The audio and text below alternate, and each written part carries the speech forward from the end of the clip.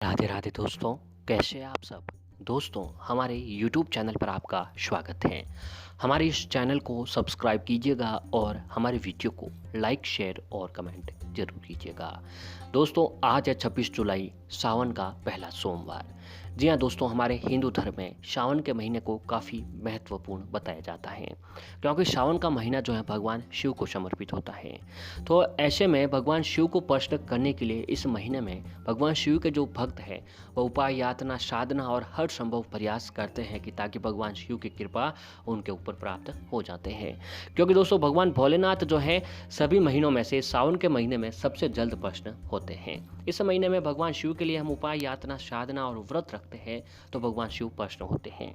तो दोस्तों, इस सावन के महीने में जो है भगवान शिव को कई चीज़ें ऐसी होती हैं जिन्हें हम चढ़ाकर उन्हें प्रसन्न करते हैं।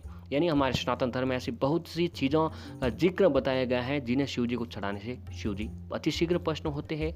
लेकिन कुछ चीज़ें जो ऐसी बताई गई हैं जिन्हें दोस्तों भगवान शिव को उन चीज़ों को चढ़ाने पर हमें शुभ फलों की प्राप्ति जगह भगवान शिव जो हमें क्रोधित हो जाते हैं और हम जो है हमारी मृत्यु तक भी हो सकती है। क्योंकि भगवान शिव जिस जातक पर जो है गुस्सा हो जाते हैं, क्रोधित हो जाते हैं, फिर देख के दोस्तों उनके जीवन का जो है वो कष्टों से ऊपर भी नहीं आ पाता है। क्योंकि दोस्तों, मगर भोलेनाथ की पूजा करते समय कुछ बातों का ध्यान रखना बहुत ही ज़रूरी है, क्योंकि ये सावन का महीना है और सावन का महीने में भगवान शिव की हर जगह बड़े ही धूमधामों से पूजा आराधना होती है। तो ऐसे में कुछ गलतियां हैं जो आपको इस महीने में नहीं करनी चाहिए, वरना दोस्तों हमें बहुत ही अशुभ फलों की प्राप्ति हो जाती है। क्योंकि शास्त्रों के अनुसार जाने अनजाने में शिवलिंग पर चढ़ाई गई कुछ चीज़ें हम पर विपरीत प्रभाव डालती है, हमारा परिवार बर्बाद तक हो सकता है। कौन सी चीज़ें हैं, तो आइए दोस्तों आपको बताते हैं। सबसे पहली है दोस्तों कि कुमकुम।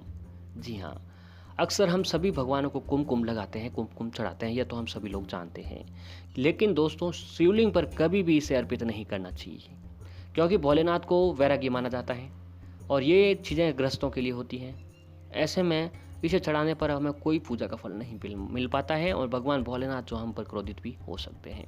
तो भगवान शिव को कुमकुम नहीं चढ़ाना चाहिए। अगला है तुलसी के पत्ते।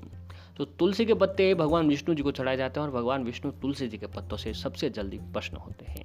लेकिन शिवलिंग पर शिव जी को तुलसी के पत्ते नहीं चढ़ाने चाहिए, क्योंकि इसे विष्णु प्रिय माना जाता है और इसे शिव जी को अर्पित करने से विष्णु जी का अपमान समझा जाता है। तो आप दोस्तों भूल कर भी भगवान शिव को जो है तुलसी के पत्ते नहीं चढ़ाने चाहिए। अगला है कि दोस्तों कि वैसे तो हम कोई भी कार्य करते हैं, किसी भी शुभ कार्य की शुरुआत हो, शादी विवाह समारोह या फिर कोई घर का मुहूर्त है या नया कोई काम व्यवसाय शुरू करे हो, तो दोस्तों हल्दी का इस्तेमाल किया जाता है, क्योंकि हल्दी शुभ कार्यों के लिए अच्छी मानी जाती है।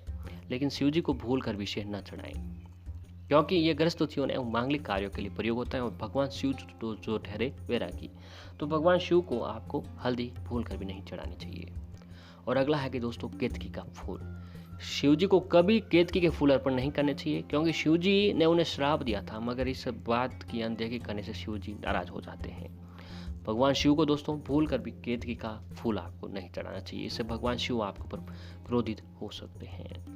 अगला है कि शिव जी को केवड़ा भी नहीं चढ़ाना चाहिए, क्योंकि ये अत्यंत ही सुगंधित होता है और माना जाता है कि इससे मोह माया की ओर ध्यान आकर्षित होता है, जबकि शिव जी इन चीज़ों से दूर रहते हैं।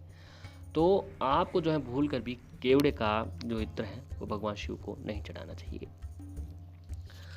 अगला है दोस्तों कि भोलेनाथ को टूटे हुए चावल नहीं चढ़ाना चाहिए, क्योंकि हर पूजा में चावल का प्रयोग किया जाता है और भोलेनाथ की पूजा में भी चावल अवश्य प्रयोग होता है। तो भगवान भोलेनाथ को चावल आप जरूर चढ़ाएं, लेकिन इस बात का ध्यान जरूर रखें कि वो जो चावल आप चढ़ा रहे हैं वो टूटे हुए नहीं होने चाहिए। इसलिए इससे क्या होता है दोस्तों, दुर्भाग्य और गरीबियाँ हमारे जीवन में आ सकती हैं। पूजा में हमेशा साफ और साबुत चावल के दानों का प्रयोग किया जाना चाहिए। अगला है कि शिवलिंग पर कभी भी एक या दो बेलपत्र न चढ़ाएं। अगर आप बेलपत्र लाए हो तो आपको भूल कर भी एक या दो बेलपत्र शिव जी को नहीं चढ़ाना चाहिए, इससे पूजा का शुभ फल नहीं मिलेगा। क्योंकि शास्त्रों के अनुसार पूजन के लिए हमेशा 5, 11 या 21 बेलपत्र चढ़ाना चाहिए, इससे शिव जी जो है जातक पर जल्दी प्रसन्न होते हैं। अगला है कि दोस्तों शिवलिंग पर महिलाएं कभी भस्म न चढ़ाएं, इसे हमेशा पुरुषों को चढ़ाना चाहिए। शास्त्रों के अनुसार स्त्रियों को इसे चढ़ाना वर्जित माना गया है। अगला है कि शिवलिंग पर अनामिका अंगुली को छोड़कर किसी अन्य अंगुली से चंदन न लगाएं। अनामिका अंगुली दोस्तों बीच और जो साइड वाली अंगुली होती है उसके बीच की जो होती है अनामिका अंगुली, उससे ही आपको भगवान शिव को जो है चंदन लगाना चाहिए, क्योंकि पूजा के लिए महज अनामिका अंगुली को ही शुभ माना जाता है। तो दोस्तों ये इन चीज़ों को छोड़कर अगर आप भगवान शिव को बाकी जो अन्य चीज़ें बताई गई हैं जिन्हें आप चढ़ाते हैं तो भगवान शिव की कृपा आपके ऊपर अवश्य बनती है।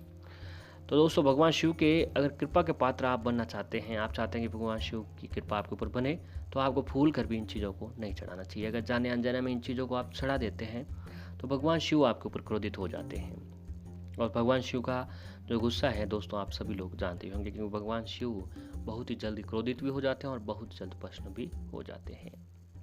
तो शिव जी को भूल कर भी जो आपको ये सारी चीज़ें नहीं चढ़ाना चाहिए, भगवान शिव आपके ऊपर क्रोधित हो सकते हैं।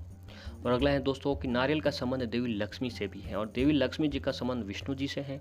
तो ऐसे में शिवलिंग पर नारियल का पानी आपको नहीं चढ़ाना चाहिए, इस बात का भी ध्यान रखना चाहिए कि। और अगला है शंख। तो शिव जी की पूजा करते समय कभी कभी शंख का इस्तेमाल नहीं करना चाहिए आपको। भूल कर भी जो है दोस्तों शंख का इस्तेमाल आपको शिव पूजा में नहीं करना चाहिए, इससे आपको बहुत ही परेशानियों का सामना करना पड़ सकता है। ऐसा इसलिए क्योंकि पौराणिक कथाओं के अनुसार शंखचूड़ नामक एक असुर था जो भगवान विष्णु जी का भक्त था। इसका वध भगवान शिव ने किया था और शंख को शंखचूड़ का प्रतीक माना जाता है। इससे के चलते शिव जी की पूजा में शंख का इस्तेमाल नहीं किया जाता है। तो दोस्तों इन सभी कामों को शिव पूजा में आपको इस्तेमाल नहीं करना चाहिए।